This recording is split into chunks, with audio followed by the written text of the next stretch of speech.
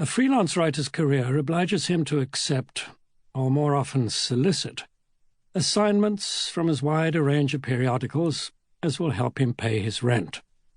This calls for a commensurate charivari of styles, column inches, and heights or depths of brow. One winter might find him reviewing an anthology of humorous prose for the New Yorker, subjecting his nether parts to the scrutiny of a Savile Row tailor at the whim of Forbes FYI, publishing an op-ed in the Washington Post in defense of a fellow scribe's libel case before the Supreme Court, and addressing a literary symposium at the Library of Congress. If the proceeds of all these, in the last case a free lunch only, are measured against the current cost of living index, you can be sure that the same writer had to hack other work, advertising copy, appliance manuals, travel brochures, that he's now loath to remember, let alone reprint. Nevertheless, he cannot help feeling, as he flips through 40 years' worth of copy, that everything he wrote in the past sharpened his pen and amplified what Evelyn Waugh called a writer's capital, the raw material from which any mature style must derive. If he's lucky, as I was in my mid-30s, he'll have ended up in a genre conducive to book contracts.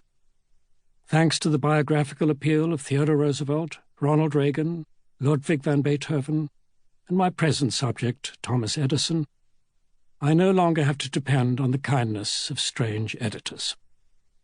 The variety of disjecta membra collected here requires no apology. None were written just for money, and all were as good as I could make them.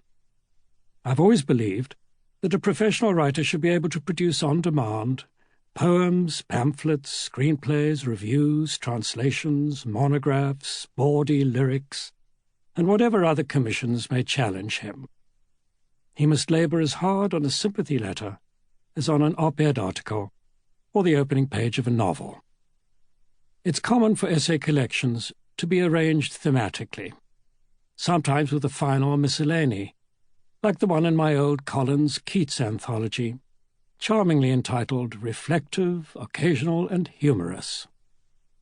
I've chosen a chronological sequence in what amounts to a scrapbook of one man's literary life.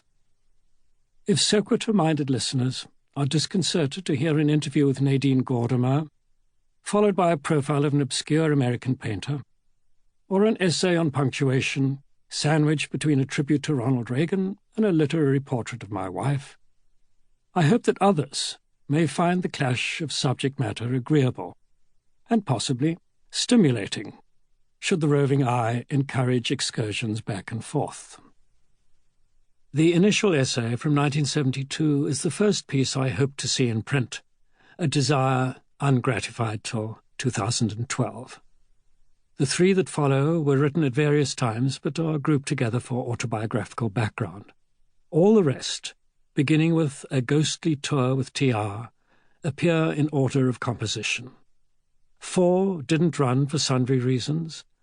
The other 49 have been published or, in the case of lectures and broadcasts, given some sort of airing. Outside of literature in general and biography in particular, my non-book work has consisted mainly of commentary on the presidency and writings about classical music. The last subject attracts me, not simply because I find regular absorption of intellectually ordered sounds as necessary as breathing, but because I enjoy the difficulty of trying to construe a superior language. A writer's duty is surely to reach, after Goethe, for das Unbeschreibliche, the abstract that resists verbal articulation, if only to strain one's abilities to the limit. Out of strain comes the strength to handle the task that words are best suited for, truth-telling, whether the factualness of non-fiction or the higher truths of poetry and novels. There is also here much of what I consider to be humour. All experience hath shown that what cracks this immigrant up doesn't necessarily amuse his compatriots. Most Americans, alas, suffer from a severe irony deficiency. Hence their neglect of Ambrose Bierce, this nation's supreme nihilist, and their hunger for political pieties.